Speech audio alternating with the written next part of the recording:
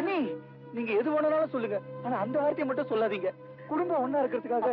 வேண்டாம்பா, இனிமே நம்ம வார்த்தையால பெரிய பெரிய நம்ப வைக்கவே முடியாது. இதை எப்படியாவது நிரூபிச்சே ஆகணும். வச்சிருங்கப்பா. நீ வாடி. பெரியப்பா, என் பொண்டாட்டி நேமாச கற்பனி. அன்னைக்கு நீங்க என்ன வார்த்தை சொன்னீங்களோ அதுல ஒரு எழுத்து கூட பேசாம நானும் எங்க அப்பனும் அப்படியே ராசுகுட்டி கிட்ட சொன்னோம். பிறகு போய் என் குழந்தை மேல சத்தியம் என்ன பண்றேன் பாருங்க.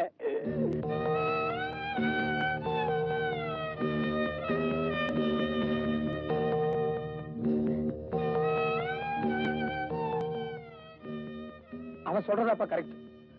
நான் தான் போய் பேசிட்டேன். கேட்டியாடி, உன் புள்ள யோகியதை என்னன்னு அவன் வாயிலே வந்துருச்சு. இத்தோட சரி, இனிமே நீ என் பொண்டாட்டி இல்ல, இவன் என் மகன் இல்ல. சரி,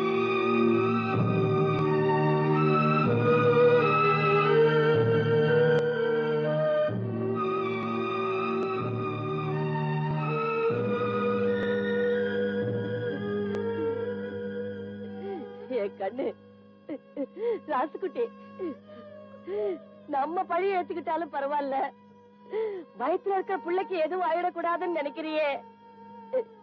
இந்த நல்ல மனச நிச்சயமா ஒரு நாளைக்கு உங்க அப்பா புரிஞ்சுக்க தாண்டா போறாரு. அப்படி இல்ல இந்த உலகத்துல சாமியே இல்லடா. உட்கார வைக்கிறேன்.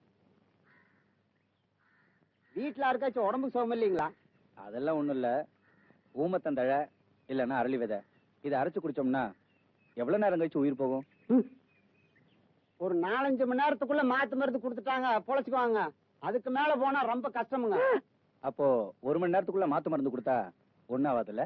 ஒண்ணும் ஆகாதுங்க. ஏனுங்க, யாராவது குடிச்சிட்டாங்களா? இனிமேதான் குடிக்க போறாங்க. குடிச்ச 1 மணி நேரத்துக்கு அப்புறம் உனக்கு சொல்லி அனுப்புறேன்.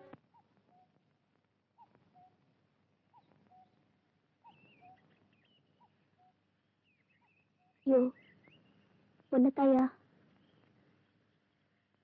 அப்பா அம்மா பிரிஞ்சிருக்காங்க, அந்த கவலை தானே. இது பாரியா, எப்பவுமே கஷ்டம் வரும்போது தயா தைரியமா இருக்கணும். என் கழுத்து கத்தி வந்தா தைரியமா இருப்பேன். அப்பா அம்மா எல்லாம் பிரிஞ்சிருக்காங்க, எப்படி தைரியமா இருக்க சொல்ற?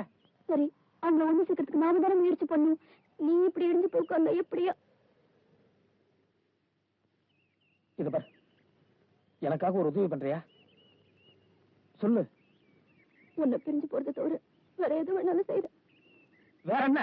கிணத்துல ஊசி சாகுங்கிற, அதை செய். அவங்க தானையா உனக்காக அதெல்லாம் செய்யற.